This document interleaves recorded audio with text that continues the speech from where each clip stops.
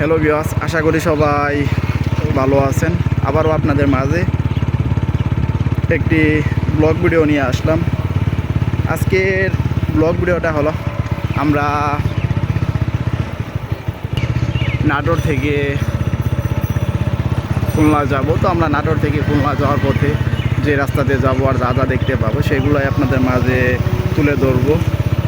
যাওয়ার পথে এপাশে একটি মোড়ে চলে এসেছি। আপনারা তো দেখতে পারতেছেন সেই মোড়টা কিন্তু অনেক ভয়ঙ্কর একটা মোড় আমরা দেখতে পারতেছি।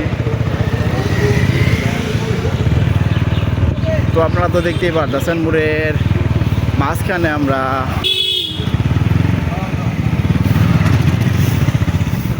একটি অটো গাড়ি দেখলাম। সেই অটো গাড়িটা কিন্তু তারা রেখে দিয়েছে, তা তো আপনারা দেখতেই পারলেন। তো এই পাশে অনেক সুন্দর করে একটি গড়ও তুলেছে।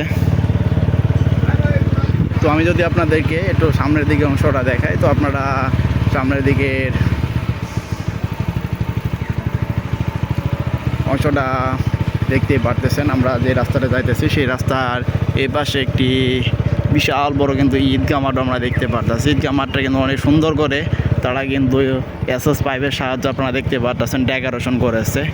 তো যখন ঈদের নামাজ হয় তখন তারা উপর দিয়ে কিন্তু কাপড় দিয়ে দেয়। তো আপনারা তো সেটি দেখতেই পারলেন।